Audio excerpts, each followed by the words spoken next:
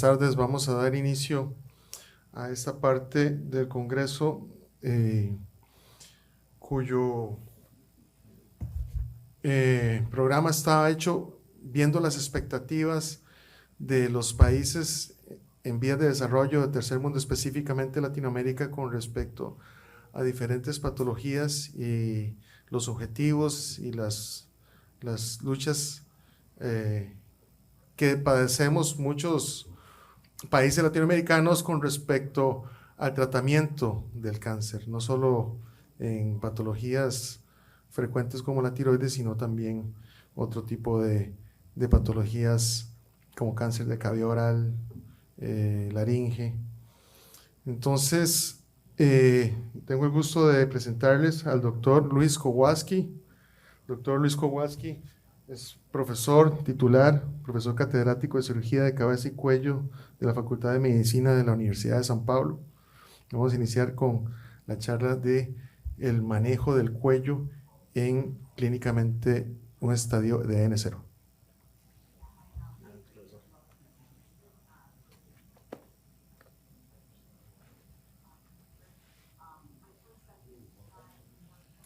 Pointer. No. Siempre que es la presentación de Luis. ¿Dónde está?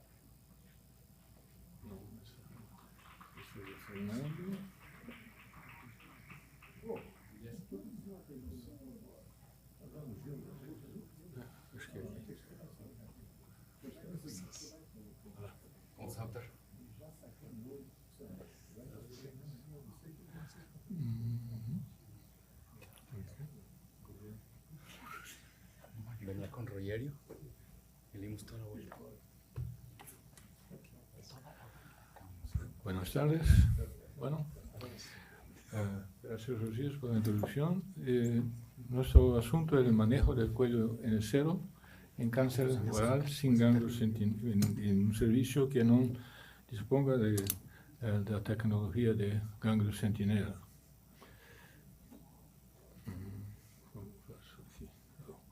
No tengo conflicto de interés a declarar. Nosotros estamos a mucho tiempo acostumbrados a ver cifras como esta que dicen que aproximadamente unos 50% de los pacientes se presentan con metástasis clínicamente. De esos pacientes con metástasis clínicamente, unos 25% son falsos positivos, especialmente en las cadenas de nivel 1.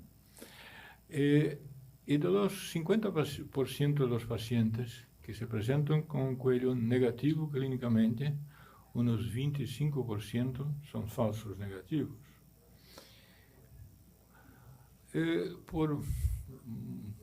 Durante los años 80, 90, muchos trabajos consiguieron definir, especialmente los trabajos de Tabatabai y de Ronald Spiro, consiguieron separar los pacientes con cuello negativo que tenían bajo riesgo de metástasis ocultas y pacientes que tenían más alto riesgo de metástasis ocultas.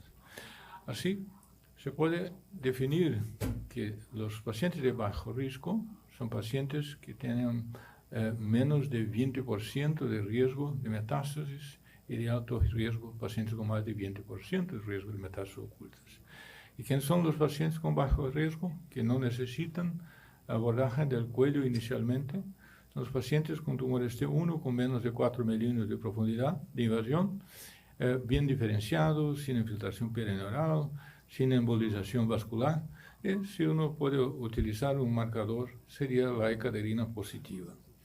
Al contrario, los pacientes con tumores T2 o T1 con más de 4 milímetros de profundidad, poco diferenciados, con infiltración perineural, embolización vascular, y eventualmente con ecaderina negativa, serían los pacientes de más alto riesgo. Así que es intuitivo que los primeros no necesitan de abordaje del cuello y los siguientes serían pacientes candidatos a alguna forma de tratamiento electivo.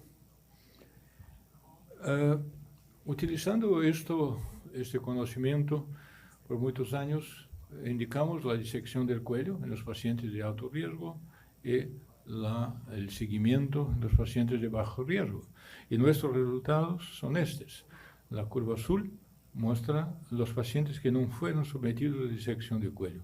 Se pueden ver que el resultado de sobrevida cáncer específica es un poco mejor incluso para los pacientes que no fueron disecados, pero son pacientes mucho seleccionados con lesiones bastante tempranas y lesiones sin características histológicas que podrían clasificarlos como pacientes de alto riesgo. Así, estamos confortables. Podemos con esta definición tener, ¿no?, un tratamiento bastante seguro para los pacientes. Pero existen algunas informaciones muy importantes en la literatura. Y una de ellas, yo quería llamar la atención, el trial que fue conducido en el Instituto Nacional de Cáncer en Brasil, ahora con 30 años de la publicación, ¿sí?, que tiene números bastante interesantes.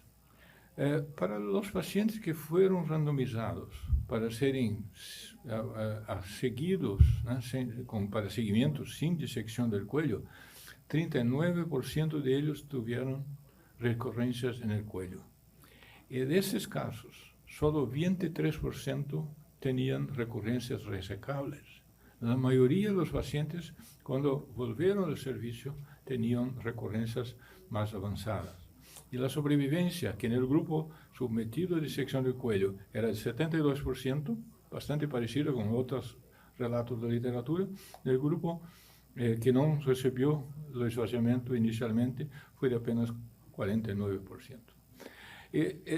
Se puede observar en ese estudio de memoria de Anderson y colaboradores que 77% de los pacientes que eran en el cero, que no fueron sometidos a disección de cuello, es prácticamente el mismo número de INCA, ¿eh? 77% tenían más de un linfonodo positivo, más de un ganglio linfático positivo o extensión extracapsular. Y la consecuencia que esos pacientes, cuando fueron sometidos a cirugía de rescate, necesitaron terapia adyuvante, muchas veces quimio-radioterapia, con alto riesgo de recurrencia de metástasis a distancias y un grande riesgo de tener doença no resecable. La mejor evidencia que nosotros tenemos más actual es esta publicación de Anilda Cruz, ese estudio prospectivo randomizado que comparó el seguimiento con disección del cuello, disección supramoioidea, y se puede ver claramente que los resultados son mucho más favorables en el grupo que fue sometido a la disección del cuello, ¿no? Tanto en términos de sobrevida global como de sobrevida libre de enfermedad. Y la única situación en que no disecar el cuello no tenía implicación en el pronóstico fue los pacientes con tumores de grosor menor que 3 milímetros. Bueno, así tenemos esta cuestión. Algunos pacientes que son sometidos a disecciones del cuello pueden tener un resultado bastante favorable como esto, pero tenemos la indicación de la disección para tener los resultados de 20-25% de cuellos patológicamente positivos. Pero en los otros 80% es una operación que no tiene necesidad, no debería, no muda absolutamente el pronóstico del paciente y puede estar asociado a algunos daños estéticos y funcionales que pueden ser importantes en algunos pacientes. Así que surge la oportunidad de se hacer algo bastante seguro oncológicamente. En otras áreas se ha demostrado esto, que podría evitar una cirugía mayor en el cuello. La historia de la disección de linfonodo sentinela empieza en los años 60 con el trabajo de Gold en tumores de parótida. Curiosamente, no proseguimos con la investigación de linfonodo sentinela en tumores de glándulas salivares. Después, Cabaña, 77, en cáncer de pene, Norton, trabajos muy importantes, y Craig, trabajos importantes en melanoma y en mama, ¿no?, que cristalizaron en la oncología la utilización de la pesquisa del linfonodo sentinela. Y si nosotros comparamos la pesquisa de Centinela con otros métodos diagnósticos para metástasis linfonodales en pacientes con cuello clínicamente negativos, en esta revisión, metaanálisis de la literatura con diversos estudios que compararon TAC, resonancia, PET, ultrasonido con PAF y el linfonodo Centinela, podemos ver que la mejor sensibilidad fue reportada con linfonodo Centinela, es mejor que cualquier otro método no invasivo, y la especificidad de 100%. Bueno, en este estudio norteamericano multiinstitucional con 140 pacientes, en tumores T1 vemos que ellos no tuvieron ningún falso negativo y 25% de los pacientes eran verdaderos positivos de la pesquisa de linfonodo Centinela. En T2 hubo 4.5% de casos falsos negativos, que sería algo preocupante, pero es una cifra bastante baja. Bueno, diversos estudios posteriores demostraron la eficacia de la pesquisa de ganglio Centinela en esta revisión, con 66 estudios, más de 3.500 pacientes. Se observa que fue posible identificar el ganglio linfático Centinela en 96% de los pacientes, el valor predictivo negativo de 0.94, y con falsos negativos en algunos estudios llegaron hasta 13%. Así que depende un poco de la experiencia institucional para tenermos las cifras de falsos negativos más bajas. Existen inúmeros beneficios: menor tiempo de hospitalización, menor costo para la institución, mejor resultado funcional, etc. Pero existen algunas dificultades, especialmente para nosotros que vivimos en áreas del planeta con mayores dificultades de incorporación de tecnologías. Es un método laborioso, que exige experiencia, es un método invasivo, ¿no? Que puede estar asociado a no localización en 5 a 10%, y varios factores influencian esos resultados. Es importante que, a pesar de tenermos todas las evidencias que acabamos de demostrar, cuando uno analiza la casuística norteamericana, y son datos de National Cancer Database 2012-2015, con más de 8.000 pacientes con carcinoma de cavidad oral estadio clínico 1 y 2.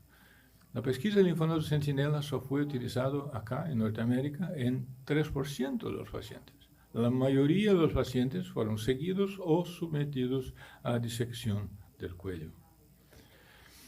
Pero tenemos informaciones importantes, tenemos ensayos clínicos randomizados que mostraron la eficacia de la pesquisa de linfonodo Centinela, ¿no? Los resultados son absolutamente superponibles a los resultados de disección supramucoidea. Así que una técnica más sencilla, de menos costo y con menos riesgos para el paciente, presenta la eficacia semejante a la disección del cuello. Obviamente, los pacientes con Centinela positivos son sometidos a disección del cuello en segundo tiempo. En esta revisión de Gupta, con 608 pacientes, con 3 ensayos clínicos comparando ganglio Centinela versus disección electiva, todos pacientes con cáncer temprano de la cavidad oral, la tasa de riesgo de muerte fue un poco mayor, pero no estadísticamente significativo en los pacientes sometidos al linfonodo Centinela. La tasa de recurrencia fue un poco mayor, pero no estadísticamente significativa. El único resultado estadísticamente significativo fue el resultado favorable al grupo de linfonodo Centinela, que fue una función de cuello y hombro mejor en los pacientes sometidos a pesquisa de linfonodo Centinela. Y la conclusión de los autores es que hay evidencia de baja certeza de que la biopsia del ganglio linfático Centinela no es oncológicamente inferior a la disección cervical electiva, y se asocia a una morbidad funcional potencialmente menor. Esta é a principal conclusão dessa revisão. Bueno, e o que fazemos nós? Este é um estudo brasileiro que juntamos a experiência de diversas instituições que trabalhavam com linfonodo sentinela e obtivemos estes resultados de sobrevida francamente favoráveis, né, semelhantes ao que estão relatados em los ensaios clínicos randomizados, algo como 80% de sobrevida em 5 anos em los pacientes submetidos a esse tipo de abordagem.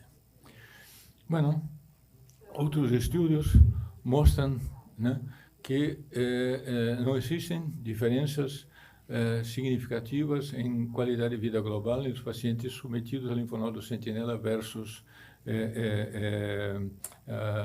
esvaziamento supramucoide. Pero no grupo de sentinela, nesse estudo, os pacientes reportaram menos disfagia, menos medo de progressão da enfermidade, menos sequelas relacionadas com cicatriz cervical, menos pérdidas sensoriais e melhor função do ombro.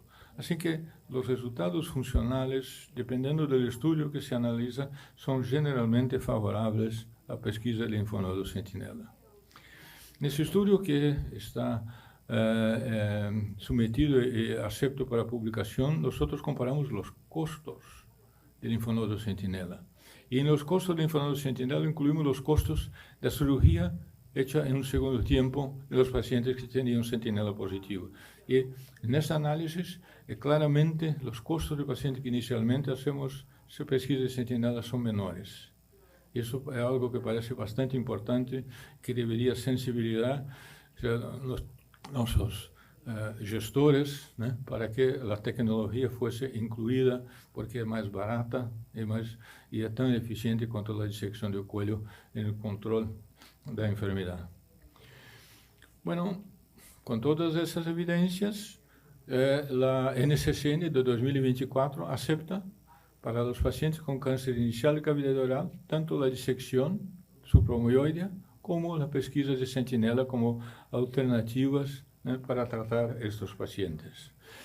Em las guias latino-americanas que foram publicadas no último ano, em que investigadores de Brasil e de outros países de Latinoamérica participaram da elaboração, se definiu que a biópsia de gânglio linfático sentinela deve ser utilizada em pacientes com câncer oral em estádio 1 e 2, quando todos os recursos estejam disponíveis. Se você tem em seu hospital, né, uma boa imagem, exames de imagem, tem um radiólogo especializado, tem serviço de medicina nuclear, tem marcadores radioativos e um patólogo adequado e técnicas de imunohistoquímica, está bem. Você pode fazer linfonodo sentinela. E, como mostramos anteriormente, nossos resultados são bastante favoráveis. Pero, se essas condições não existem, a dissecção seletiva do cuello deve seguir sendo o estándar de atenção para esses pacientes. E, de maneira nenhuma, não se recomenda a vigilância ativa do cuello para pacientes de alto risco. Isto é um problema, como ha sido demonstrado no estudo de INCA, que não se pode recomendar esta alternativa, somente para pacientes de muito baixo risco. Assim, se podem plantear várias vantagens que eu fui enumerando durante a charla, né, da pesquisa de sentinela, e o mais talvez importante é que é bastante segura e que o custo financeiro é menor. Pero o problema que temos, especialmente em nossa parte do mundo, é que a logística é mais complicada para estabelecer e manter em nossas instituições. Necessitamos recursos institucionais maiores e o esvaziamento cervical posterior a uma pesquisa de linfonodo sentinela pode ser tecnicamente um pouco mais difícil. Finalmente, as mensagens para levar a casa são que se uno tem um câncer de cavidade oral clínicamente negativo, se nós temos a necessidade de abordar o cuello para fazer a reconstrução, como por exemplo nesse paciente que foi submetido a uma reconstrução microcirúrgica, temos que fazer a dissecção do cuello para facilitar a reconstrução. Não se aplica linfonodo sentinela acá. Bueno, eso não é o problema. E o tumor primário é um T3 ou T4, dissecção do cuello. Não há nenhum papel acá para dissecção do linfonodo sentinela. Pero se o tumor é menor, um tumor primário de alto risco, T1 ou T2, com as características que falamos inicialmente, com mais de 20% de risco de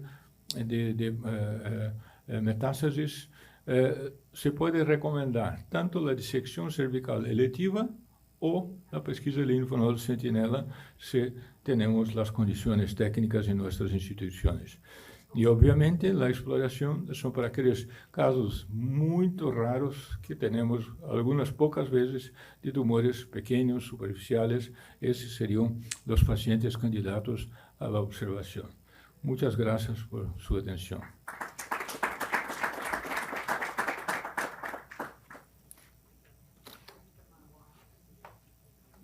Muchas gracias, doctor, por su excelente presentación. Ahora vamos a continuar con el doctor Rogero de Diviris, profesor asistente del Departamento de Cirugía de Cabeza y Pescozo de la Facultad de Medicina de la Universidad de São Paulo.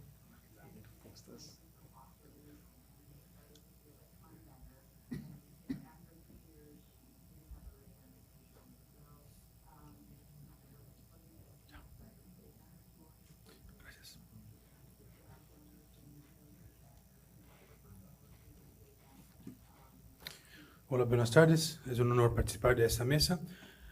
Voy a hablar del manejo del cáncer precoz de laringe sin haber la disponibilidad de láser.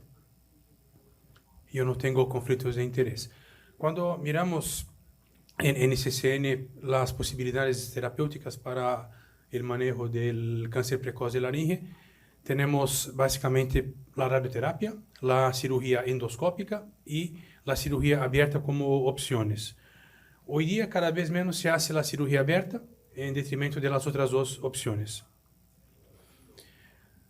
Cuando comparamos las principales modalidades terapéuticas hoy día, que son la radioterapia y la cirugía endoscópica láser, los resultados obtenidos bajo el punto de vista terapéutico, oncológico y también los funcionales son muy semejantes. Sin embargo, el principal aspecto de diferencia es que en los casos de recidiva, la manutención de laringe es más baja en los pacientes que hicieron la radioterapia como primera modalidad de tratamiento. Así es que la cirugía representa una opción más interesante, pero con uso de láser. Otro aspecto importante, además de los resultados semejantes oncológicos y funcionales y de la ventaja con relación a manutención de laringe en caso de recidiva, es la cuestión del costo, que es más alto, es más bajo en la cirugía a láser y más alto en la laringofisura, es decir, la laringectomía parcial abierta. En un escenario en que se hace cada vez menos las cirugías abiertas, hay un problema en nuestras regiones en que en muchos locales no hay disponibilidad de láser y muchas veces no hay disponibilidad de tener todo instrumental de microscopio, de laringoscopio de suspensión para hacer el abordaje por vía endoscópica, como en todos los papers últimamente, en las últimas décadas se han hecho, es decir, con láser. No, entonces, ¿qué hacer? Cuando en Brasil se empezó a utilizar láser hace 30 o 40 años, la primera preocupación era con relación a posibles resultados inflamatorios más malos con el uso de láser, pero hoy día sí está bastante aclarado que los debris obtenidos después de la cirugía con láser no tienen repercusión y la calidad de voz es mejor cuando se utiliza láser en relación a utilización de instrumental frío que hasta hace 40 años se utilizaba. Y hoy día, en esas últimas décadas, prácticamente todos los estudios se fijan en la utilización de láser como instrumento de manejo de las cuerdas vocales en tumores precoces. Cuando miramos por toda la literatura, solo 2 trabajos han abordado la utilización de instrumental frío, es decir, sin láser, para manejo endoscópico del cáncer precoz de laringe. Ese es un trabajo hecho en Dinamarca con una serie de 24 pacientes T1A, en lo cual los colegas hicieron una biopsia excisional, es decir, una cordectomía tipo 1, solo mucosa y submucosa, utilizando instrumental frío. Pero han obtenido en 9 de los 24 casos recidiva a lo largo de 12 meses y con relatos no muy profundos sobre la calidad vocal en los prontuarios, en los reportes médicos. La mitad de los pacientes se quejaban de disfonía, pero sin haber un estudio específico con relación a eso. No es, por tanto, un estudio muy animador, pero años después se hizo una comparación retrospectiva de un grupo histórico del 2001 a 2007, en que se utilizó instrumental frío para manejo de enfermedad de la cuerda vocal precoz, y en el periodo siguiente, en este 2008 a 2016, grupo 2, con la utilización de láser. Así es que se compararon pacientes que hicieron laringoscopia de suspensión con instrumental frío y láser. Miren que la sobrevida global y la sobrevida libre de enfermedad han sido muy semejantes en los dos grupos. No hubo diferencia con relación a las márgenes, y la recurrencia local ha sido un poco más alta en el grupo 2, que es el grupo de láser. Así es que se consideró la realización en pleno siglo XXI de la laringoscopia de suspensión con instrumental frío como segura para el manejo del cáncer precoz de cuerda vocal. Pero un otro aspecto a considerar en la situación en que no tenemos la disponibilidad de láser, por supuesto que la radioterapia es una opción, pero el manejo cirúrgico es también una opción que se pueda utilizar. Y debemos mencionar las laringectomías parciales abiertas, sobre todo las verticales que están arriba, como una opción. Así es que ese es un estudio de ese año que ha comparado pacientes que se han sometido a resección endoscópica con resección abierta. Miren que los pacientes que tenían T1A estaban más abordados por la resección endoscópica, mientras la resección abierta tenía una cantidad mayor de pacientes como T1B y T2. Sin embargo, mismo manejando tumores un poquito más avanzados dentro del escenario de enfermedad precoz, no hubo un resultado oncológico más malo entre los pacientes que hicieron la laringectomía abierta. En el segundo gráfico, miren que los resultados oncológicos han sido mejores con la laringectomía abierta con relación a sobrevida libre de recurrencia. En esa metaanálisis, las 3 modalidades terapéuticas han sido comparadas con papers reuniendo estudios con radioterapia, con láser de CO2 y con laringectomía abierta. Y miren que en la comparación de la laringectomía abierta con la cirugía endoscópica con láser de CO2, el control local ha sido mejor para la laringectomía abierta en relación a las otras 2 modalidades de tratamiento. Y con relación a las tasas de preservación de laringe, también los resultados con la laringectomía abierta han sido mejores en comparación con radioterapia y con el manejo endoscópico. Así es que cuando no tenemos la disponibilidad de láser y de instrumental más sofisticado para hacer el manejo endoscópico del cáncer precoz de laringe, debemos considerar como opciones hacerlo sin láser por vía endoscópica o entonces hacer la cirugía abierta, en ese caso las laringectomías verticales. Sin embargo, debemos considerar que hoy día muchos residentes, los nuevos especialistas, no tienen un entrenamiento en hacer las laringectomías parciales abiertas. Y es un punto así reflejar. Muchas gracias.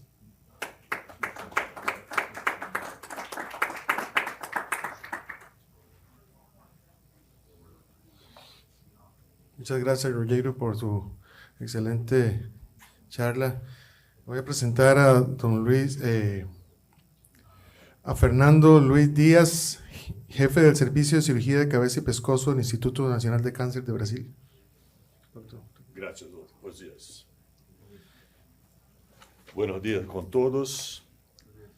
En esta presentación intentaré probar a través de las investigaciones científicas si es posible realizar una cirugía segura de tiroides sin los avances actuales.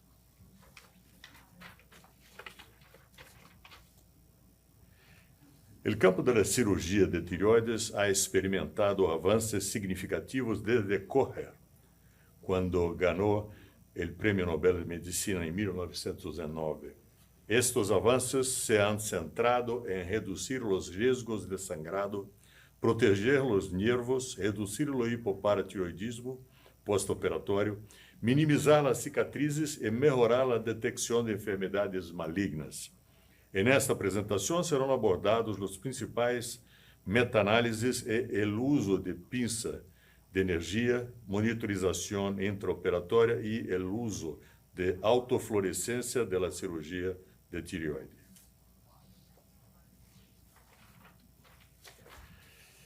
Se reconocen reglas para el uso de dispositivos basados en energía en la cirugía de tireoides. Es importante e incluyen visualización adecuada del nervio, conocimiento de la distancia segura, prohibición del contacto de la punta del dispositivo con el nervio y el tiempo mínimo necesario para una activación repetida. Existem diferentes sistemas utilizados na cirurgia tiroidea que apresentam vantagens e desvantagens que devem ser consideradas segundo o caso clínico específico.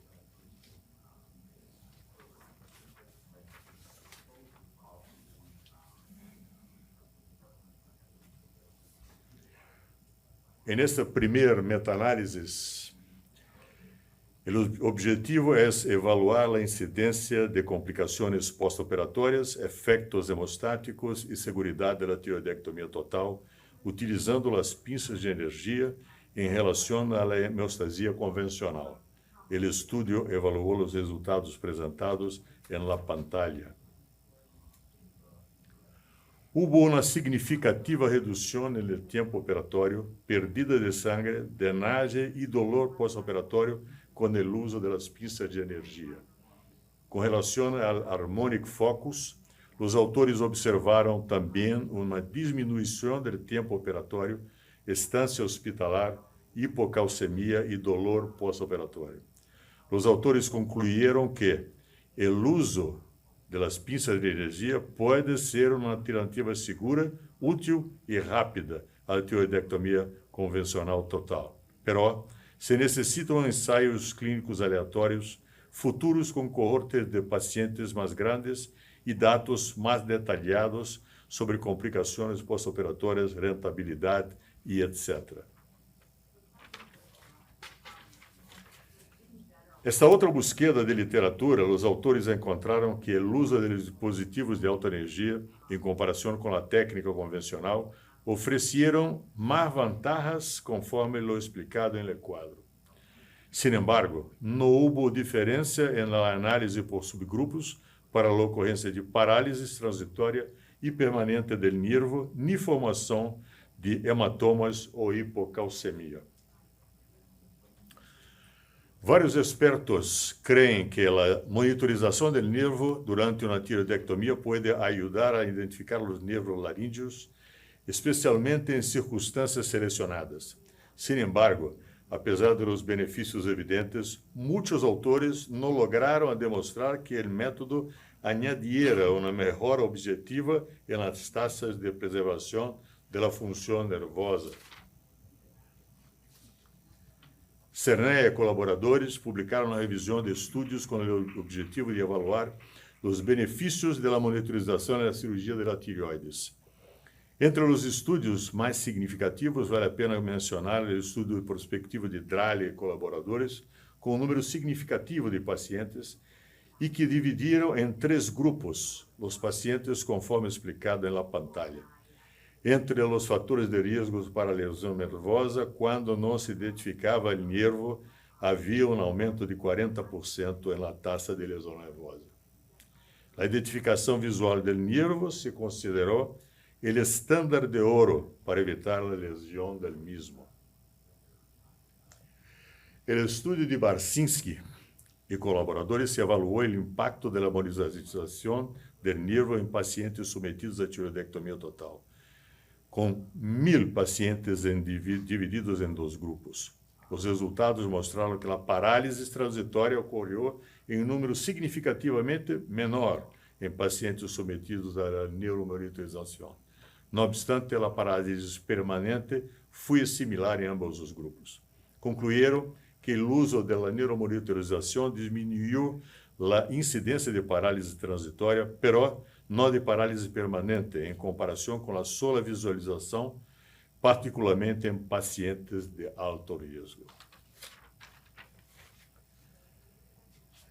E nesse outro meta-análise e revisão sistemática, os autores demonstraram que, com o uso da neuromonitorização, as taxas de parálise temporal oscilam entre 0,5% e 12,5%, e as taxas de parálise permanente variam de 0% a 5,8%. Não existem evidências concluentes sobre a utilidade da neuromonitorização devido a informes contraditórios, conforme observamos na tabla 1. Cabe recalcar que, na meta-análise de Saxe, todos os estudos se demonstrou uma razão de probabilidades com P significativo a favor da neuromonitorização em comparação com a identificação visual do nervo. Uma meta-análise de estudos que emplearam controles contemporâneos e laringoscopia pós-operatória rutinária para diagnosticar lesões do nervo demonstrou um P significativo, favorecendo também a neuromonitorização. Finalmente, Wong e colaboradores publicaram uma revisão muito interessante, uma meta-análise em cirurgia de alto risco de la tireoides. Se realizou uma revisão sistemática para identificar um número significativo de nervos em risco, conforme apresentado na tabla. Os resultados foram: na tireoidectomia de alto risco, a neuromonitorização reduz significativamente a taxa de paralisia temporal do nervo, pero as taxas de parálise permanente são similares. Na reoperação, a taxa de parálise general do nervo é menor no grupo de neuromonitorização. Não obstante, as taxas de parálise permanente e temporal são comparáveis. Na malignidade, a neuromonitorização está associada com uma menor taxa de parálise temporal do nervo. Sin embargo, as taxas de parálise general e permanente são comparáveis.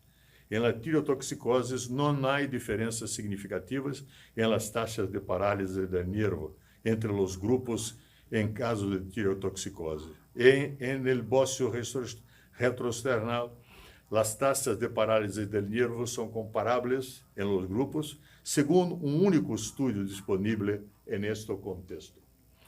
Os autores concluíram que a identificação rutinária do nervo segue sendo a clave para evitar parálises das cuerdas vocais.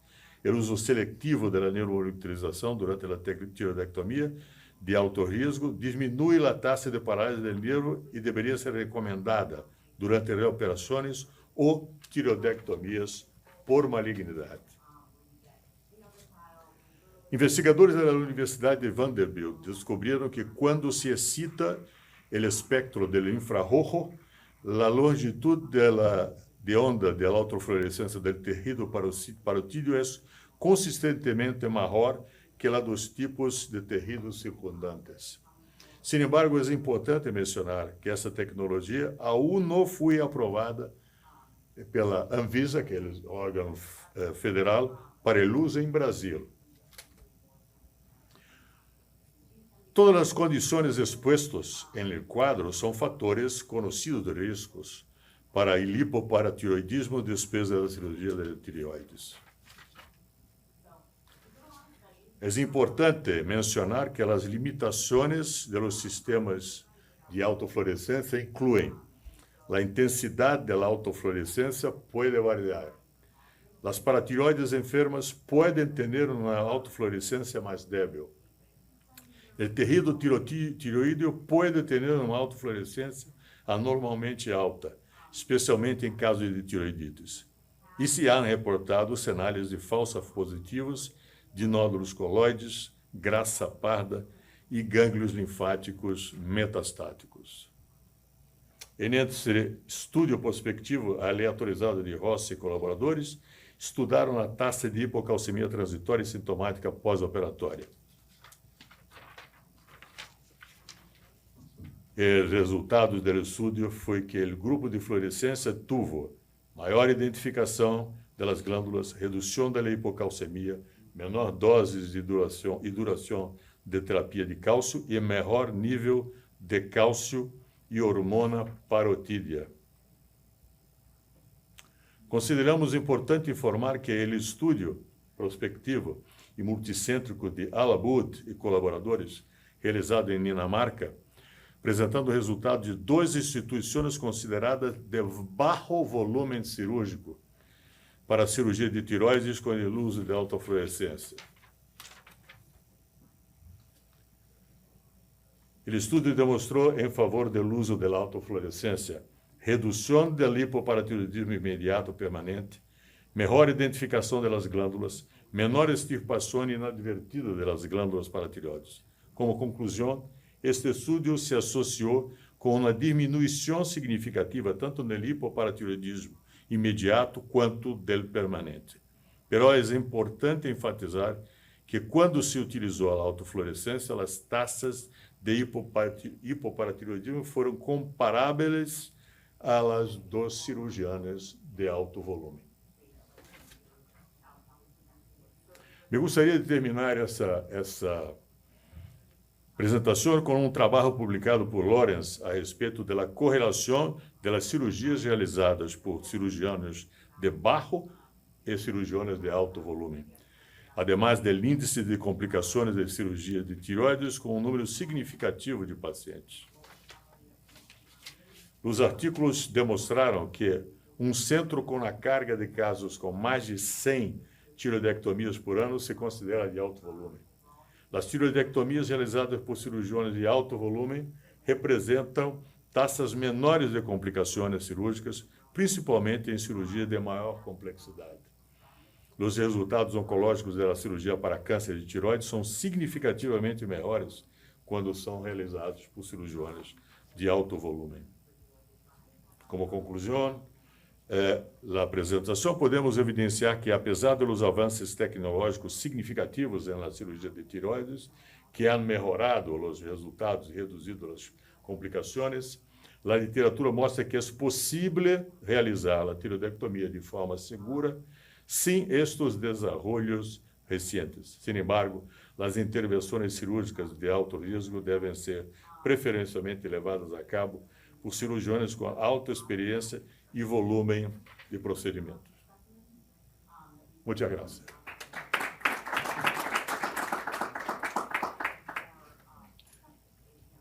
Muchas gracias por su presentación. Y voy a citar aquí al doctor Omar Domínguez, otorrinolaringólogo por el Hospital Civil de Guadalajara, cirujano oncólogo de cabeza y cuello por el Instituto Yale Science de Cancerología y graduado de la IVNOS Golf. Gracias. Hola, buenos días. O tardes ya. A ver. Bueno, me pidieron hablar brevemente, 10 minutos, de lo que es el análisis de costos en la toma de decisiones en atención del cáncer de cabeza y cuello, que es un poco un resumen de lo que ya de una manera muy oportuna nos hablaron los 3 ponentes previos, y me toca hacer algo así como una especie de, no me gusta decir abogado del diablo, pero algo de abogado del diablo, porque a final de cuentas el análisis de costos en la toma de decisiones es algo que rara vez como cirujanos vemos, ¿no? Y particularmente, por ejemplo, en la última charla que nos acaba de dar el doctor Luis Díaz, vimos que pues, se puede realizar tiroidectomía de forma segura sin tecnología, ¿no? Entonces, si hablamos de dinero como tal, podríamos asumir que no se necesita ni monitor, ni energía, ni técnicas de autofluorescencia para detectar las paratiroides. Y sin embargo, si hablando de costos puede que no se necesite, también hay que tomar en cuenta ciertas cosas que en los análisis de economía no se toman en cuenta, como la decisión propia del cirujano, ¿no? Es decir, si bien es más barato o conviene más hacerlo sin tecnología, pues tal vez al cirujano le guste hacerlo con tecnología, ¿no? Es decir, a quien no le gusta hacer una tiroides con energía, por ejemplo. Entonces, bueno, este es el tipo de cosas que tenemos que tomar en cuenta cuando decidimos hablar de dinero, a final de cuentas, ¿no? Entonces, no tengo nada que declarar, no hay conflictos de interés. Y bueno, a final de cuentas, creo que esto se resume en cuándo más es mejor y cuándo menos es más, ¿no? Tenemos que hablar, de algo que se llama análisis costo-efectividad. Cuando nosotros leemos estudios médicos que se hablan o que hablan de análisis costo-efectividad, en realidad lo que están utilizando ellos es un método estadístico que permite a los investigadores comparar de manera simultánea relaciones entre costos, dinero y efectos en la salud de diferentes intervenciones médico-quirúrgicas. Y entonces, a final de cuentas, no se puede hablar de un análisis de costos en la toma de decisiones si no hablamos de esta relación entre costo y efectividad o costo-beneficio. Y es necesario entender que cuando se habla de efectividad en medicina, casi siempre nos referimos solamente a parámetros como mortalidad, por ejemplo, o tasas de complicación, pero no es lo único. Es decir, es importante, claro, hablar de mortalidad y tasas de complicación porque a final de cuentas el endpoint de nuestro tratamiento siempre tiene que ser el paciente, pero insisto, al hablar de análisis costo-beneficio tenemos que hablar de otras cosas, como por ejemplo todo lo relacionado a gastos, ¿no? Estos gastos pueden ser empleados por sistemas de salud para proveer la atención, así como gastos realizados por el propio paciente para recibir dicha atención. Lo vamos a ver más adelante, pero a final de cuentas, cuando un paciente decide operarse con una u otra técnica, estos gastos que incurren en el tratamiento del paciente son gastos que tienen que ser realizados o solventados por muchas partes, ¿no? Por ejemplo, el gobierno que brinda la atención en salud o el propio paciente que paga por recibir esta atención. Entonces, el resultado de un análisis costo-efectividad lo que hace es que nos provee una métrica muy establecida de forma objetiva que ayuda a comparar la efectividad de diversos tratamientos con los costos generados. De tal forma, podemos tomar mejores decisiones en cuanto al tratamiento a utilizar y sobre todo ayudan a definir si el tratamiento podrá ser solventado financieramente a largo plazo. Es decir, si nuestro paciente recibe la atención médica de un gestor en salud que se encarga de proveer por completo la atención médica del paciente, pues tiene que saber este proveedor si utilizar cierta tecnología o no utilizarla va a ser factible financieramente a largo plazo, ¿no? Tal vez es muy bueno utilizar energía para nuestros pacientes que van a cirugía de tiroides o utilizar láser para nuestros pacientes que van a cirugía de cáncer de laringe, pero puede que utilizar el láser se acabe con el dinero en corto plazo. Entonces esto es algo que el gestor tiene que pensar a futuro para poder tomar decisiones. Ahora, hay algo que se llama rango incremental costo-efectividad, que es la principal métrica utilizada para comparar 2 o más tratamientos médicos. Lo que hace esta métrica, este rango incremental costo-efectividad, es que compara los costos que son expresados en dinero, a final de cuentas en unidades monetarias, contra los beneficios médicos, que a pesar de que se pueden expresar de muchas formas, como ya les dije, mortalidad, complicaciones, días de estancia hospitalaria, que es algo que se utiliza mucho en los artículos, la métrica más utilizada y más aceptada cuando hablamos de costo-efectividad es algo que se llama ABAC. ABAC es el año de vida ajustado por calidad, por sus siglas en inglés QALY, y este año de vida ajustado por calidad es un estándar en el cual una unidad significa que el paciente tuvo un año completo, entero, de muy buena salud. Y entonces lo que nosotros tenemos que buscar es cuánto dinero nos cuesta utilizando cierta tecnología para darle al paciente una ABAC, un año de vida ajustado a la calidad. Entonces, a final de cuentas, comparas tratamientos contra otros. Y esta es la gráfica que ejemplifica, precisamente eso. Por ejemplo, nosotros tenemos una salud perfecta de un ABAC, es decir, un paciente que tiene un año completo con buen estado de salud. Y entonces, con intervención, cualquier tipo de intervención, lo que nosotros logramos o queremos es aumentar este año por calidad de vida lo más que se pueda. Y evidentemente, conforme va pasando el tiempo, este ABAC baja. ¿Por qué? Porque habrá veces en los que el paciente no tiene años con calidad de vida completa, ¿no? Entonces baja hasta que llega a 0, que 0 es igual a muerte, ¿no? Y entonces al comparar con intervención y sin intervención, a final de cuentas lo que buscamos nosotros es esto, algo que sea más efectivo a menor costo. Y entonces si tenemos tratamientos que son mucho más efectivos a menor costo, esto es la excelencia en el análisis costo-beneficio. Esta fórmula matemática que les puse ahí arriba se ve como muy compleja, pero la realidad es de que no es. A final de cuentas, si se fijan, lo que hace es sacar el costo de una técnica nueva menos el costo de la técnica usual y lo divide entre la calidad de vida que se tiene por años o por semanas menos la calidad de vida que se obtiene en años o en semanas con la técnica usual. Y entonces al dividirlo nos tiene que dar esto. Ahora, no hay muchos artículos en medicina, evidentemente, de análisis costo-beneficio, pero la métrica que se utiliza o el promedio que se utiliza es aproximadamente $50,000. Y entonces se cree que si una terapia médica, independientemente de la que sea, energía en tiroides, láser en cáncer de laringe, ganglio centinela, por ejemplo, si esta tecnología nueva te permite con $50,000 o menos darle un año de calidad de vida muy buena a tu paciente, entonces es hablando desde el punto de vista análisis-beneficio aceptable. Evidentemente, como lo dice este gráfico, si tenemos algo que es mucho más efectivo, con menor costo, pues entonces no hay punto a comparación ni a discutir, ¿no? Pero bueno, menos de 20,000 se considera muy bueno, de 20,000 a 100,000, tal vez, ¿no? Más de 100,000 no tanto, y evidentemente si es menos efectivo y más caro, pues no entra ni siquiera a consideración, ¿no? Ahora, voy a terminar con esto, que es un breve análisis de los costos en México y cómo en México se da la atención médica.